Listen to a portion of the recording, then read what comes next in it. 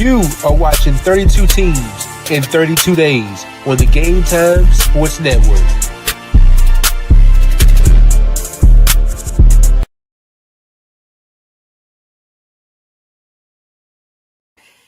It's a great day, sports world. What's up to all the sports lovers, the haters, the addicts, and the fanatics? This is Larry Patterson for GT365. That's Game Time 365 Sports right here on the GTSN. That's the Game Time Sports Network. Mon, what's up, man? Got another day at the end of the NFC West. Yeah, man. Last one before we move on to the best division of football. So I think this will be a good one, for all the 49er faithful, the real Bay Area team, if you want to say that, whatever. I know plenty. We know plenty of 49ers fans just because we grew up with a couple of them, and we've grown to know some outside of us going to school with them. So yeah, man, this will be. I expect a whole lot of feedback from this one, man. This one might get a little spicy. I tried to get Ray Hanley on this pod. I tried to get Ray Hanley on this pod for like the last couple years. He turned me down every time. I just got to call you out, Ray Hanley. But shout out to Ray Hanley, though. Forever 49er fan. Class, Absolutely. class 2006. So big shout out to him and all the other 49er fans out there. This team went 6-11, I do believe, 1-5 in the NFC West. Mind you, this team also has not won a championship in 30 years. 30! But they want to talk about the Cowboys all the time. I mean, I understand. I understand, though. The 49ers have been there. They have been to the big game. They've been deeper than what the Cowboys have been. But they have not gotten it done.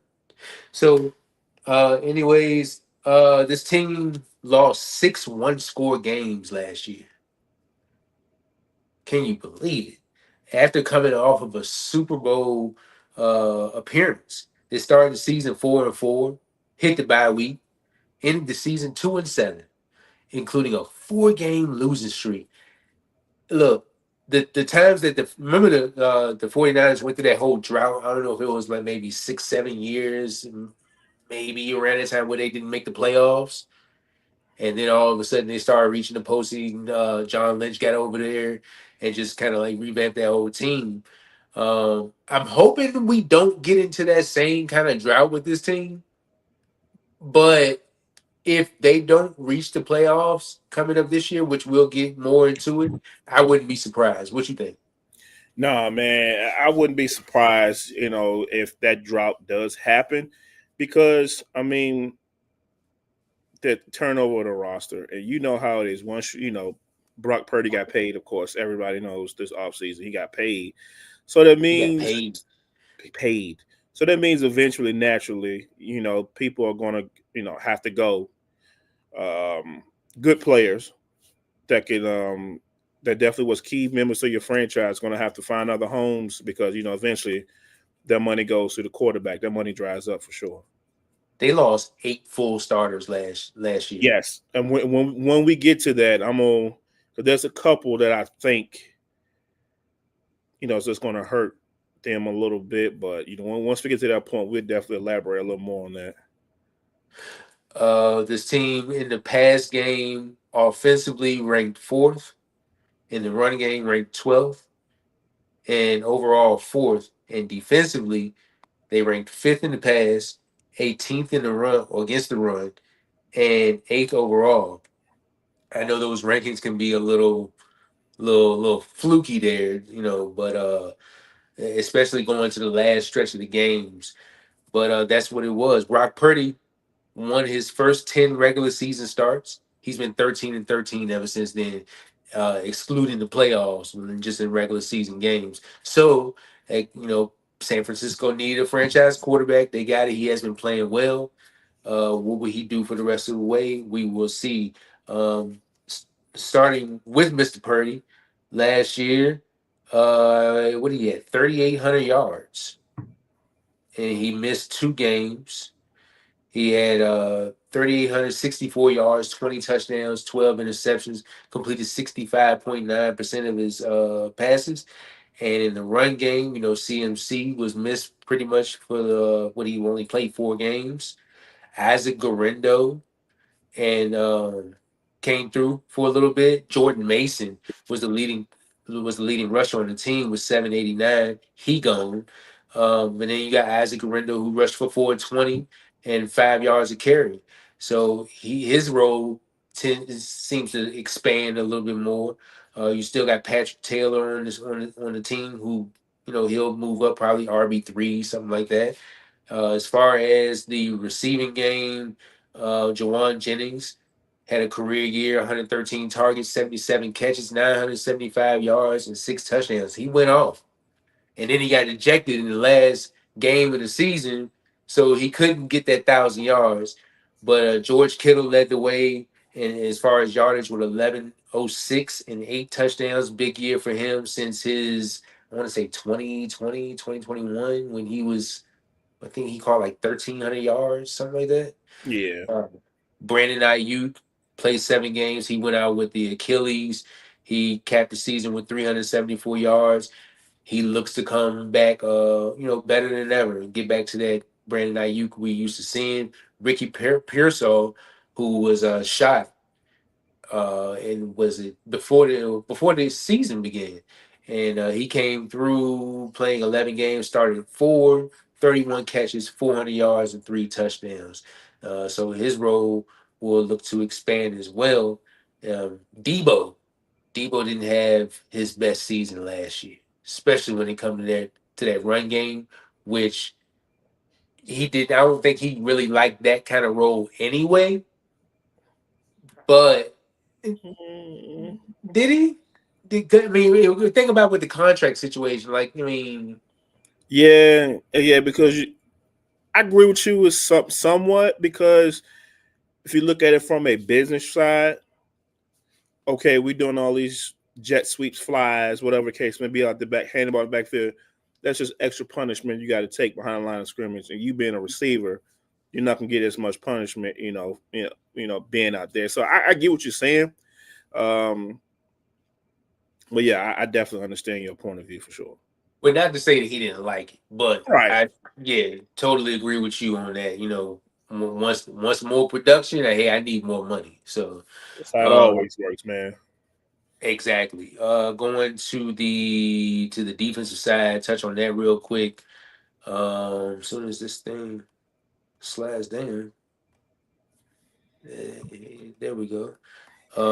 As far as sacks, Nick Bosa led the team to sacks last year with 9. Leonard Floyd, who's kind of like bouncing all over the league and getting 7, 8, 9, 10 sacks everywhere he's going, somewhere around that range. Malik Collins, he's gone. He had 5 sacks last year. Fred Warner, he played like the last few games. I don't know exactly how many games, but he had a fractured leg. Mm. Crazy. How you playing with a fractured leg through I don't know how many games. I know it was more than 3 and 4, but that's a dog. Each year that he's been in the league, over 100 tackles. So you already know what you getting out of him. And then Fred Warner also had 2 interceptions, and Diamador Lenore also had 2 interceptions too, which that's his cornerback room now, with his expanded role.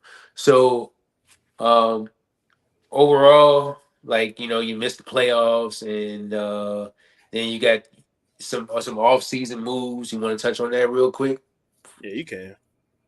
So the offseason moves, I know we're gonna get to the draft picks real quick. But they lost out on Drake Greenlaw um to us.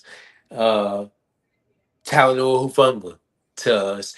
Javon Hargrave also gone.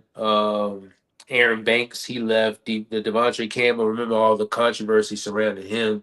He's gone. Quit at halftime. It's crazy. that's, that's crazy, man. Just quit, man. Like um, Also, Debo gone to Washington. Charvarius Ward went to Indy. Indianapolis. Yep. Yeah, so they lost quite a few players there. They are returning 16 starters, 9 on offense and 7 on defense. So, um, what do you think? Oh, as far as key additions, now they did pick up Trey Brown, who's probably a good role player, decent role player at this point in his career. Andre Dillard, a former first round pick, uh, probably another depth role. They get Luke Gifford, who is a special teamer. Um, Mac Jones, second string quarterback at this moment. Remember, Mac Jones was a former first round pick.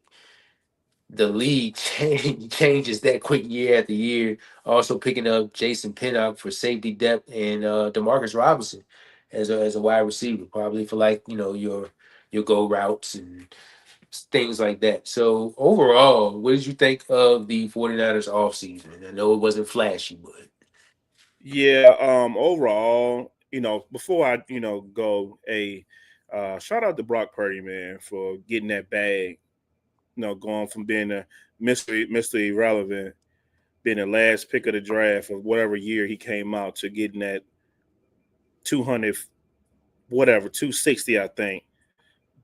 Get that bag, young man. That's a heck of a feat, right there. I don't think that'll ever be done again to get that bag coming from that draft position. So congrats to Brock Purdy, man. But like you said, man, the year was kind of it was a wonky year for the 49ers. I think, that year that they went to the Super Bowl and lost to the Chiefs by that mishap or misassignment by that guard, kind of like threw a loop in their game going into the next year. You know what I mean? So it's hard to recover when you get to the mountaintop that so many times and you fall short. It plays a big part of you, mentally. It's like, dang, we got to climb this mountain again, and you don't know if you get there for sure, man. So a lot of that went on. A lot of guys wanted contracts. Trent Williams wanted to get paid. Kittle wanted to get paid. Warner needed a deal. CMC, being in and out the lineup as well, man. So I think it was a little wonky of a season. Brandon Ayuk not being there with with the ACL. Debo, hey, people saying he's not the same Debo. He's a little slower. He can't get out of his breaks a little fast. He can't separate. Um, he to sign his deal. Hey man, this might be the end of the road, man. But subpar, it's not to the 49ers standard that we're used to. Now it's only going to get a lot more difficult, like I said in the beginning of the show. Now that you paid, Brock Purdy, hey man, you had so many weapons around you. We know the weapons have to start shedding and going other places and taking other deals because hey, we got to pay you now. So look down year. I expect them to be back in the mix for the NFC West crown this year. So I mean, I'm definitely see the steps Brock Purdy can take. Now that you're the man. Yeah, I know you're looking at me crazy, like, hey, what are you talking about? But I mean, they've been like the most consistent team in that division. You have to say so over since what 2019. yeah, So I mean, definitely, I'm definitely. not counting them out until somebody really blow down their door and say, "Hey, no, this is not your division anymore." Brock Purdy, 5 year, 265 million. Mm, Well deserved. well Well, deserved. well deserved. Um, Even from taking his team deep into the playoffs. Remember the NFC Championship game that he missed due to the injury, and Christian McCaffrey had to take snaps at quarterback. Yeah, that was rough. That factors into his extension as well, getting that team there. So like you said, congratulations to him. Well deserved. You want to let's hit the draft picks real quick. I know we already covered it, but for the people that's just tuning in, this is San Francisco's draft class from April, selecting defensive end Michael Williams out of Georgia, and with the 11th pick. And I like that pick there because it's a position that they needed. Um, Mike, you figure Michael he can rush the passer in different ways, whether it's on the ends or whether it's inside. And then they picked Alfred Collins, defensive tackle out of Texas, another need. Nick Martin, who I think is going to be who could be a blockbuster pick, underrated blockbuster pick here.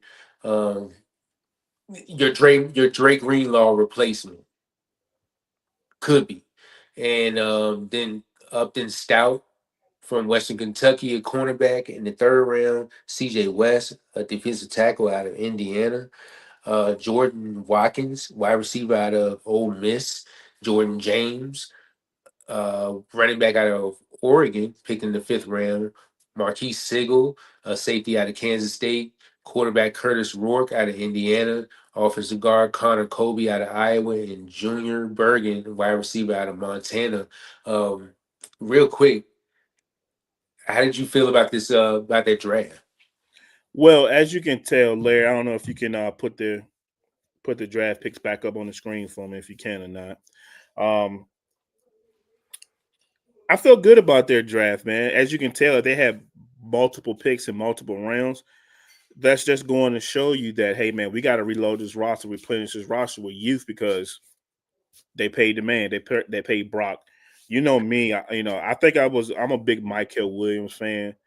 Um, Great run stopper. Doesn't have a pass rush arsenal right now, but with development in the league, in practice day by day, I expect that to change. I mean, learn from Nick Bosa is not a bad trade off going to the 49ers. And then Alfred Collins, I think we spoke on him a couple episodes ago about Mhm. the Texas defensive line. Great interior guy for that line. And my guy, where my guy at? Jordan James, a running back out of Oregon. I think he's one of those running backs that was underrated during this process. So he will be used in the passing game for sure, and he probably will make some noise coming up this year. He will get some carries, and another draft pick that I like low key that nobody really talk about is the Curtis Rourke from Indiana. Mhm. I like him. He's come from Signetti, coming from JMU out our way, taking over the Indiana program. And look at Indiana, man. They got prospects all over the NFL. Well, starting to get prospects all over the NFL. I think they got maybe 4 or 5, and in the years before that, they maybe had like 1 or 2 per draft. So I mean, Mhm. I like Curtis Rourke, man. I watched him during the playoff last year. Watched him, explode onto the Big Ten scene. I know he played all last year with a torn ACL, bro. Yeah. Wow. He played all last year with a torn ACL. So if they don't tell you some kind of about him and the toughness he may have, yeah, man, he has a chance maybe to be a developmental guy.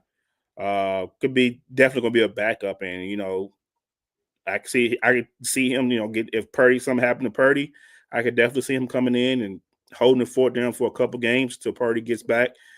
So yeah, man, those are the couple of the draft picks that I highlighted. Um, that I'm a big fan of. Yeah, well, Curtis Rourke. I wonder is he going? to Well, he probably be a late addition. Even if he sees the field, he probably won't see the field. But by him tearing that ACL, it kind of it kind of makes you wonder when other athletes tear their ACL or have Achilles injuries, and they playing through them. Like Fred Warner, another one, broken leg over whatever course of games that he was playing. Just how do you for most athletes that's season ending, Yeah, but that season ended. But the crazy part is you never heard him come out and say anything about it throughout the whole whatever. He never said anything. He just balled out. You know what I mean? right? Which is crazy, man. Like, I don't know, man. Some athletes just built different. I mean, me, I mean, I ain't gonna sit here and say that I'm gonna be out there with no fractured leg, but I ain't I'm setting it down. That check coming, I'm setting it down. Shutting it down. But yeah, man, it amazes me sometimes. Take painkillers every Sunday, go out there and ball out, man. It's just a wild experience. I can only imagine. If you look at the running back room, I think pretty much everybody but Debo rushed for either 4 point or 4 point per or whatever, or over. When you look at this running back class that's led by Christian McCaffrey, and then you have the Jordan James, who was fifth all time. I think fifth most touchdowns in Oregon history. I want to say. Yeah, I'm about to say that sound about right because they had some boys come through there, boy. I'm telling you, back when like LaMichael James back in like Yeah, I was 2011, just about to say his name. Anthony Thomas, boy, LeGarrette Blunt, boy, they had some boys come through Oregon. So yeah, that sound about right. And then with the production that Isaac Garendo gave you last year, like it's pretty much non-guaranteed that you're gonna see Christian play, 17 games at this point in his career. What do you take from this running back group and like Kyle Shanahan employing these different running backs with these different skill sets to fit this scheme so well that hey, somebody coming from the grocery store can come in and average a little over 4 yards a carry. So what do you think about this running back group right here? Yeah, man. It's an interesting room. Like you said, earlier, well, a few seconds ago, that how much you depend on Christian McCaffrey to give you 17 games, man.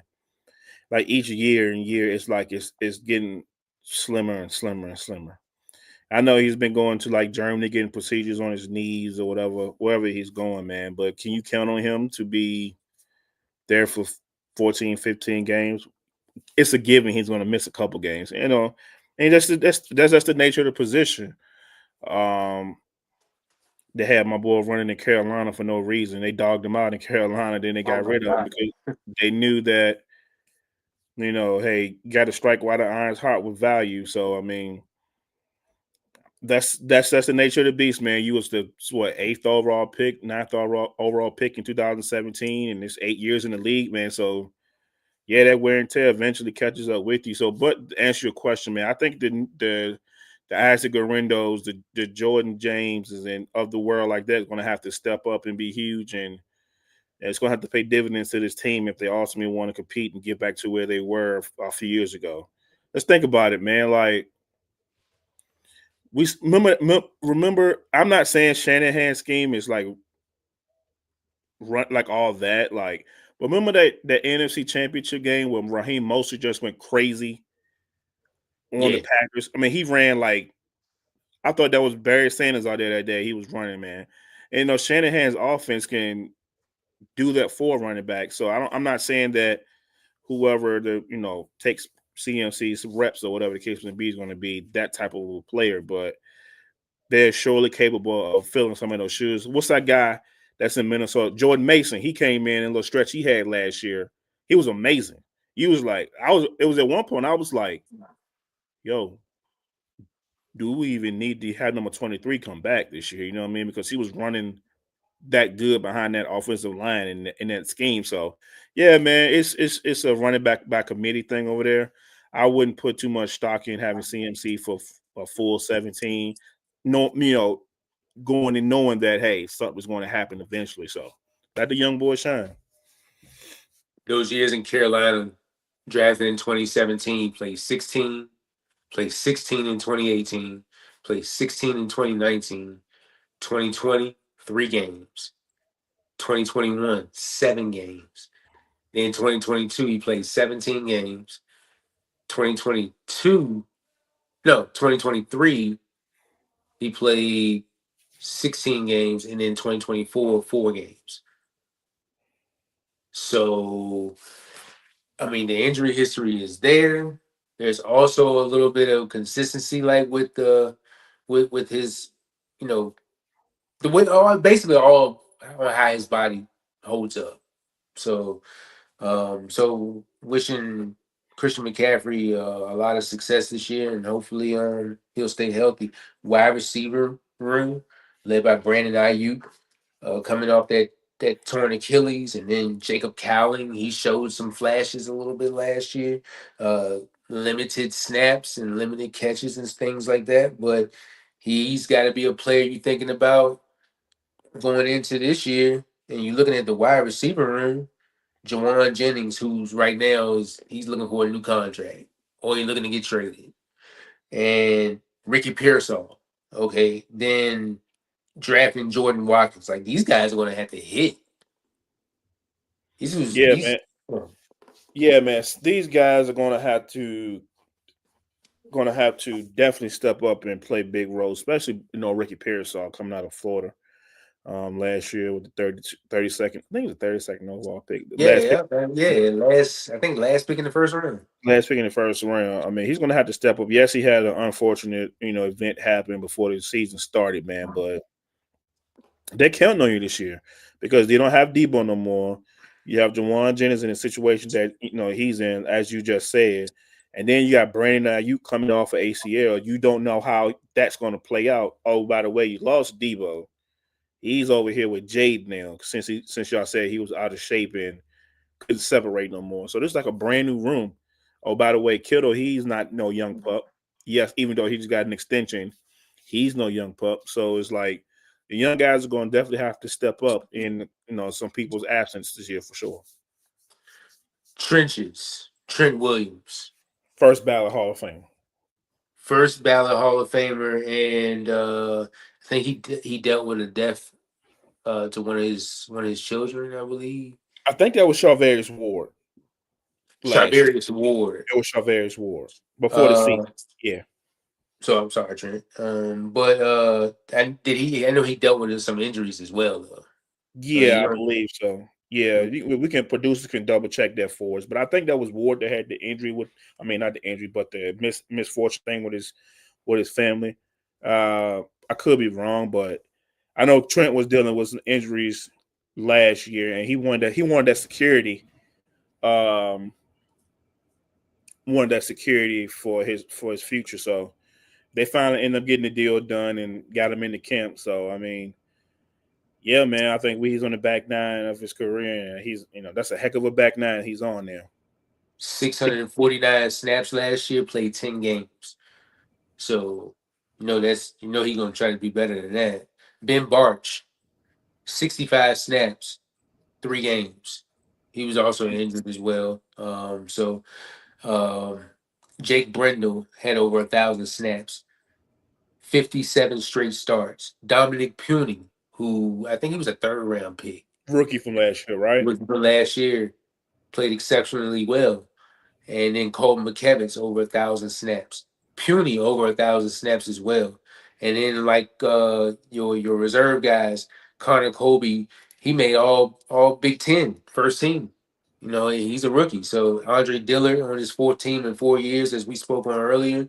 Um, that's a big spotlight too. The offensive line. Yeah. You paid this quarterback. You got to be able to protect him as well.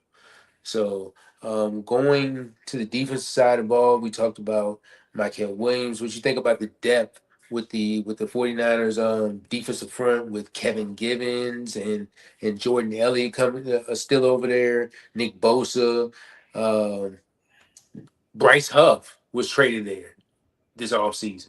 Yeah, he And was. Robert Sala is over there. What is it from 2017 to 2020?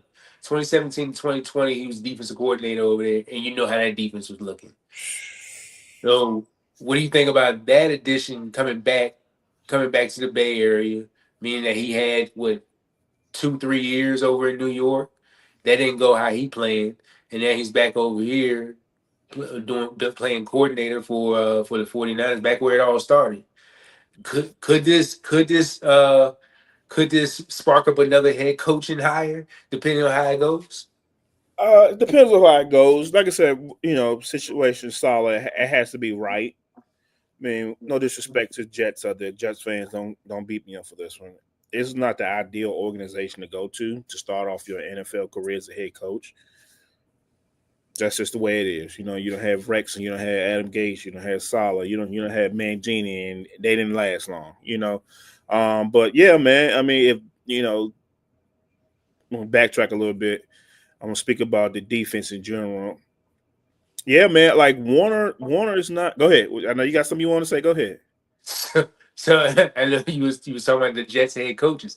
So when we get to the Jets, are you saying that Aaron Glenn is it? What are you saying? What are you saying about Aaron Glenn? You saying that he's in jeopardy too already? His leash short. That's all I'm saying. Okay.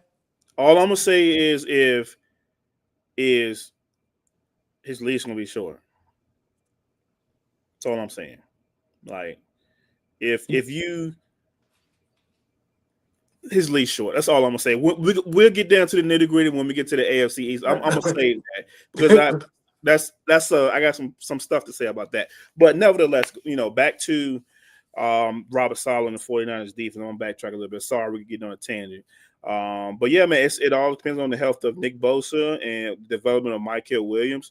And we all know Fred Warner and you know those boys are getting a lot older. Some key pieces are gone off their defense. Hey, you got Hufunga's gone, Greenlaw's gone. Is coming off a popped Achilles. Those guys are in Denver now. I mean, I don't know why they want to go to Denver to play ball. I guess it's a great rehab facility or whatever, which is cool. I ain't mad at it. Great rehab team. Yeah, absolutely. Then you got Charvarius Ward. He's in Indy now. Um, new. I think the safety they drafted last year, Mustafa. He's going to come in and he's going to play a huge role back there. They had very high hopes for him, but like I said, man, if Salah can get these boys to half of what they were when they were dominant a few years ago, then yeah, man. I mean, excuse me, new coaching opportunities may come forward for him. So I'm excited for him, and we'll see because I know he was one of those guys that we definitely looked at when we were doing our head coaching searches and all that good jazz. But we actually ended up keeping PG. So who knows, man? But I'm excited to see what Salah do with them boys. Turn them up again like he did 4 or 5 years ago. Yeah, Malik Mustafa was hard hitting. He played well, but he tore his ACL in January too. So he figured he's gonna be out for most of the season. Um, Nick Martin could be that replacement for Dre. I was about to say Draymond Green for Drake Greenlaw. D Winters comes back after a shaky season, and then so like with this linebacker group, it's not going to be as strong as it would. I mean, Fred Warner's, that leads the charge, but you're missing out on that Drake Greenlaw factor, and you really hope that the Nick Martin pick can really hit, and I mean hit early. Like they're gonna really have to get like early production out of these young guys that's coming here. Absolutely, you have to Renardo, because but almost have to because these contracts that they're getting, man. That as you can tell by the extensions of Trent Williams getting a pay increase, Fred Warner getting an increase, Kittle getting an increase, Ayuk getting an increase, man. They're going all in for this last hurrah, and if it doesn't work, man, they're expecting the new guys to come up and fill some of those roles. Who to say that Nick Martin can't take Fred Warner's spot in a couple of years, whatever the case may be. So you're kind of banking on them to work out. Renardo Green going to his second year. Mm-hmm. They drafted Upton Stout. So still got Jair Brown out there. He figured he's got to, have a better And season than what he did last year. He got benched last year. which was So crazy after he had a good playoff run the year before where he was going crazy in the Super Bowl, just making plays, balling out, and he on the bench the next season. that's crazy. Um, so I think that breaks everything down with the roster breakdown. Um, you want to go? Let's go schedule. Yeah, let's go schedule. I haven't seen their schedule. I'm gonna pull it up right here. Producer, give me a second.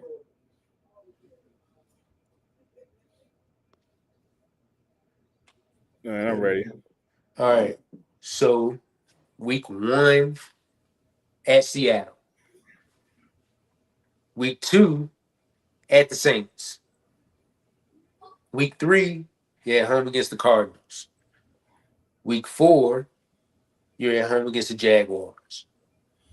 Week 5, you got a Thursday night matchup against the Rams at the Rams. Then you face the Buccaneers. You go all the way over to the East Coast, and you know how 49ers play on the East Coast. Play the Buccaneers. And then you got the Falcons and in San Francisco on Sunday Night Football. After that, you're at the Texans, then at the Giants, back at home against the Rams. Then you face the Cardinals in Arizona. Monday night, you got the Panthers in San Francisco. Then you got the Browns at the Browns. And remember the last time they played the Browns. You Mm. know how that game went. Then they got the Titans at home. Then they got the Colts on a Monday night. How the hell do you get the Colts and you get the Panthers on Monday Night Football? You couldn't find a better game than that.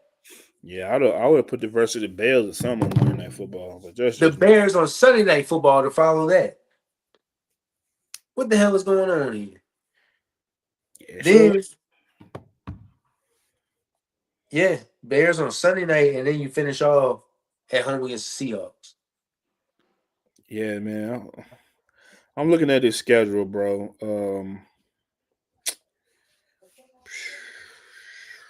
Yeah, man. This schedule is if Purdy plays how Purdy's supposed to play, I can see them 10, 11 wins for sure. 8 wins off the strength of just Kyle Shanahan being Kyle Shanahan. Um, there's some iffy games in there. Of course, the Rams. They're probably gonna split with the Rams. They always split with the Cardinals. Probably split in the division.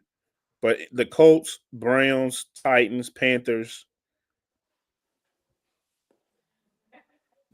Saints, Giants, Falcons. Those are winnable games, man. And they're also losable games as well, as you stated last year. They lost 6 one-score games. Yeah. Right. They had they had the opposite year of what the Vikings had. I mean, they won close digit games, and the 49ers lost close digit games. So I mean, they're winnable games, but they're also losable games, man. So I can see them 11 wins and definitely, sneaking in the wild card spot for sure. Um, I'm trying to pull up their last year's schedule real quick because I want to run through those one score games real quick. Last year's So schedule, yeah, I got you right quick. I got you. Hold on 1 second. 49ers, Vikings, September 15th, 17-23. Rams, 49ers, 24-27. Cardinals, 49ers, 24-23. Cowboys, 49ers, 24-30. Seahawks, 49ers, 2017. 49ers, Buccaneers, 2030. And then Buffalo and Green Bay just dogged them. And then the Rams and 49ers, 12-6. Lions, 49ers, 34-40. Yeah, man. So there's like what, 5 one-score games, 5, 6 one-score games bro, that's that were win. crazy. That's winnable. Those are winnable games. Like you lost to the Cardinals by 1 point. And you lost to the Rams 12-6. That looked like a game that everybody just kicked field goals. That's the way it looked. So, Then you lose to the Lions 40-34. yep. Or That's a the, shootout. that's it's definitely a shootout. But then you lose to the Patriots. No, you beat the Patriots 30-13. And then Did what you they're lose. supposed to do. Yeah. And then you lose to the. Let me see. Where was that? You lose to the Seahawks. You get blown up by the Packers and Bills, and you would think the Packers are not in the 49ers class. They're like right there, they're nipping at their heels. You know what I mean? Instead of, being one of those, you got your NFC teams, the Eagles, the 49ers, Cowboys. And then you got that notch below. You would think Green Bay would have been that notch below. But as our boy Darrell said a week ago, Green Bay had a top 5 offense last year. And it's kind of surprising to see the 49ers give up 38 points to the Packers, in November. And then they lose to the MVP by 25. And then you get lose to Tua in December by 12. Yes, Miami was at home, but Yeah, man. So I mean, those are some heartbreaking losses that could have definitely went the other way, and you could be sitting there having another conversation or a different conversation about the 49ers. Man, I see that. I see this. I see this schedule, and I'm in agreement with you. I see a bunch of games that they can win, and I'm also seeing a bunch of games that can go the other way as well. So I don't have win totals right now, or win total predictions right now, but it's not as tough as the other schedules that we've been looking at. And Absolutely. every team that we were running through, like their schedule is tough. Like I mean, it still could be tough depending on how these teams play. But as of right now, before the season starts, you're looking at the Saints. I mean, the Saints, and I don't think they're going to be quite competitive. And then the Jaguars could be competitive. You know, the Bucks are going to be competitive. The Falcons, who knows what they can be. So just a lot of question marks with this, as well as this team too, because this team has to show that they can be healthy going into this year versus last year. So um, Yeah. Anytime the Saints on somebody's schedule is gonna be a this the Saints. When we get to the NFC South, man, you might not want to invite me on for the Saints episode. That gonna be you might want to skip me that day and find somebody else to come on over here and co-host the Saints with you because it's gonna get nasty. now I need the entertainment. Okay, cool. I'll be there. I'll be there for I need the entertainment, man. sure. So we're gonna do more or less real quick, and with starting with Brock Purdy because I like going to the quarterback. So, uh, 3,864 yards and 20 touchdowns. Does he get more or less than that? You said 3,600 yards. 30, 38, 64. Yeah, I said yards. He be around the same. Touchdowns. You said 20 touchdowns, 28, 25, 20, 20. 20. Oh, definitely more than 20, more than 20. So I'm gonna say about 25, 27. Okay, I'm not gonna do CMC because I know for sure if he's Do your healthy. boy. Do your boy. Do CMC. Do your boy. Well, he had 50 carries for 202. I kind of figure he's gonna get more than that, Are we especially sure? if he's healthy. If that's a big if, so that's why I don't even want to touch it. Okay, that's fair. That's fair. We ain't gonna touch your boy. I know you got a little soft spot in your heart for CMC because his dad played. Dad played for that team. We could talk about in a couple of days, but Remember when I showed you a post and they said the possibility of Denver possibly getting or trading for CMC. And I ain't gonna say what you said, but you was like basically, please, Nick, like, yeah, exactly. Yeah, uh, so let's go Isaac Garendo, 84 carries, 420 yards, and 4 touchdowns. I say Which up. It's going to have to be up because we just don't know what CMC going to bring to the table as far as injury wise. So I think they're going to rely on him a little more than they did last year. Granted, him coming out of Louisville with 4.3 speed, they going to definitely need that 4.3 speed to make up for some of the loss of their Debo's and a couple players like that. They definitely going to need it. So I'm going to say more. Jawan Jennings, contract year for him, right? Yeah, Yeah. contract or trade. Yep. 77 receptions for 970 yards and 75 yards.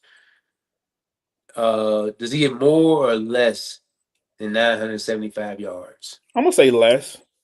I'm gonna say less because heck, I don't even know if he's gonna be there. Trade deadline. Can't pay everybody. In a perfect world, if you could, you definitely would, but you just can't pay everybody. So I'm gonna say less, and they're going to depend on what's my boy? We got shot last year, Ricky Pearsall. Ricky Pearsall. You're a first round pick for a reason. He reminds me.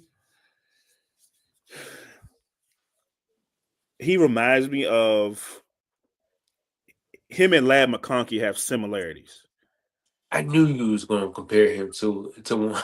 They have similarities in their game. Yeah, Not yeah. the game. The lad is nice. So if they can get that out of Ricky Pearsall for Brock Purdy, Definitely, they'll be in business. I also feel like Jawan Jennings could be that trade candidate because say if IU comes back and he's healthy, then you got Pearsall and he's hitting. Plus, you got those other guys that you drafted last year, plus this year. You think drafting and development got to come somewhere. So Absolutely, this guy that's asking for a trade and asking for a contract, like you said, like you just said a couple seconds ago, you can't pay everybody. So absolutely. I can definitely see him going to a wide receiver needy team. Um, let's go defensively. Nick Bosa, does he get more or less than 9 sacks? And off rip is in his blood. He got to get more. He got to be around. He got to be the expectations I have for Bosa. He got to be in that Trey Hendrickson, Miles Garrett type area for it to be like him to make a difference for the 49ers defense. So I'm gonna say more. I'm gonna say 13, 14 and a half sack. And he ain't no Max Crosby though, but hey, it is what it is. I thought he was a lot injured more than what I thought he was. Played 16 games in 2019. That was his rookie year. In 2020, he played 2 games, so that was an injured year for him. 2021, he played 17. 22, he played 16. 23, he played 17. 24, he played 14. A So lot he's more healthy than what I thought. yeah, he's liable to miss one or two a year. Also doing that stretch in that order as far as sack numbers, 9, 0, 15 and a half, 18 and a half the year he won defensive player of the year, 10 and a half in 23 and 9 and 24. I think this is a year that he steps up. He Yeah, that gets double digits. that 18 year, he was on a tear. Incredible. It was on a tear. It was like the man. He looked like prime whoever out there. It was crazy. He was tearing it up. Where am I at? Diamador Lenore. Does he get more than 2 interceptions? Um, I'm gonna say yeah. I'm gonna say about four range, about four. Um, I think that seems fair, reasonable to any corner in the league. If you come out the league year with 4 interceptions or more, I think you had a solid season. Okay, I think we ran off about 5 there. That was more or less people. My players to watch this year are Jair Brown. Hopefully, he get a bounce back start. Ricky Pearsall going into a big year for him, and then Ronaldo Green. I want to see his production continue. And then for the rookies, Nick Martin, who I got high hopes for. Jordan Watkins, who's another one of those young receivers that we were just talking about that got to develop, and you got to hit on one of those guys from Ole Miss. I believe he had 9 receiving touchdowns at Ole Miss last year. Mm-hmm. And then Michael Williams, the defensive lineman out of Georgia. Uh, I think this is going to be a big year for him as well. Considering you got Nick Bosa on the other side, you can't go wrong with Nick Bosa on the other side. So those are my players and rookies to watch for this season coming up. You got anything to add as far as like expectations for this season for this team? Yeah, I don't. Like I said, I'm a little more bullish on the 49ers making it back to the playoffs than you are because I seen that face you made at the beginning of the year. I mean, beginning of the episode, you was like, really? But yeah, I expect them to be, be a wild card team and think and push the Rams. You know what I'm saying? This whole division is going to be way better than people think it is. Yes, the Seahawks are probably the sister in the division to the cousin to everybody else, but they're going to be competitive. Purdy getting paid, expectations are going to be high. Um, if he doesn't perform like he supposed to, they're going to say, "Hey, John Lynch, did you make a mistake?" Um, so yeah, man, I'm it's TBD, but I definitely see wild card and playoffs. I ain't gonna go NFC division around like you said with the team a couple of days ago. That you won. I ain't that crazy. I mean, that was you. I don't. I don't know what you probably had one of them left hand cigarettes over there that day. I don't know what was going on, but I ain't gonna say NFC division. I'm gonna say wild card. Will be a decent season for them. Kind of retool and reshuffling this offensive team and defensive team. Um, Before I give my input, did you know Kyle Shanahan going into his ninth season was 70-62? Yeah, yeah, man. He on a hot seat for sure, man. I don't think he got an extension or anything, did he? I don't think he did, but that was my next question. Like, is he on the hot seat? Yeah, yeah. I think he got to be, especially after the last season. But yeah, because you've been there twice to the big game, come up short to the same team, and then you just the players are getting older.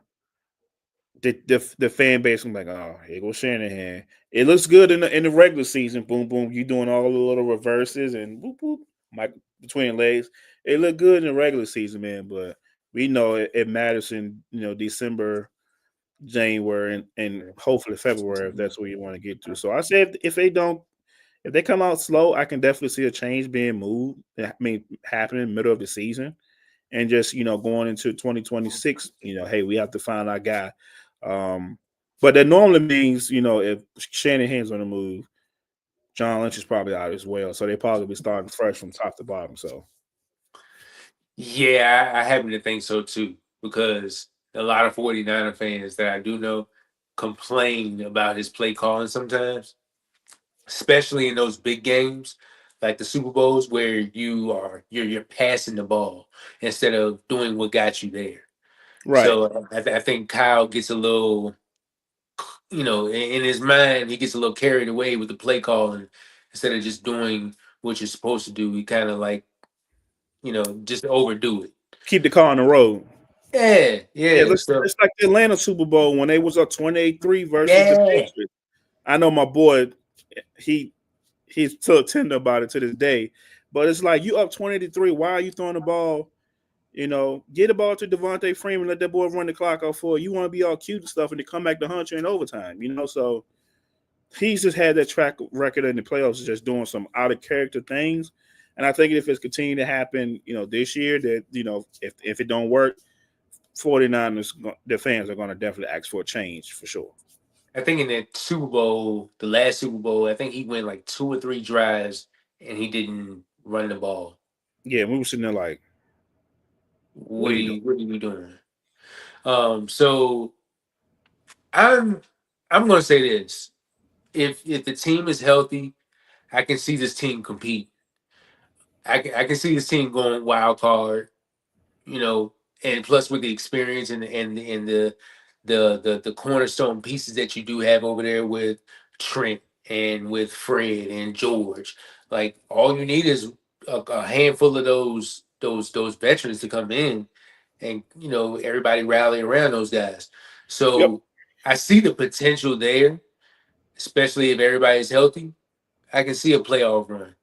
I can also see uh, a 6 or 7 win, 6, 7, 8 win season out of this team too. All depending on how it is. So I do agree with you as well. Kyle Shanahan is definitely on the hot seat, especially if you don't win this year. Um, but I think that rounds out everything. You got anything else? No, man, I don't have anything else, man. I'm just sitting here thinking, while you're, talking. Hey, man, we got football in 2 weeks. Yes, it's the Hall of Fame game, but It's Jan- football. yeah, July 31st be here for They got the powder blue Chargers versus the Lions, man. You probably ain't gonna see no starters, man. But football is right around the corner. It's getting closer, man. It's like a kid doing Christmas. Once Thanksgiving hit, and that's their holidays over. It's like, okay, you know what's coming. You know what's next. And you're itching like that. Christmas next. Get the new PlayStation because when we was coming up, GameCube or whatever the case may be. It's like, oh my god, I can't wait. I can't wait because you're getting one, but you gotta wait. You gotta wait. It's like so the day. How I want to say this, the closer it gets, feel like the further it is away. It's just, man, I'm just so excited, man. So yeah, man, I'm happy. We're getting closer back to what we love to do or love to watch.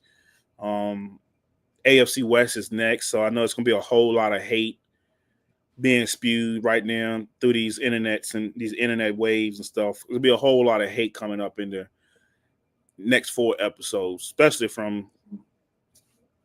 But I'm excited, man, to talk about the AFC West and how this division is going to shake out as a whole. Yeah, as you said, Hall of Fame game with the Chargers and the Lions coming up. No starters, pretty much, but those players that vying for a roster spot, and hopefully sometime during the season you're probably hearing their names, and then next off season we'll probably be calling their names like we're calling some of these names out now. That's what it's all about. It's all about your team and everything about your team. So this has been good. Another good episode. Um, Tomorrow we got started with the AFC West, the best division in football. And if you don't have anything else, my brother, we are out of here. Yes, So sir. everybody have a good night, and until then.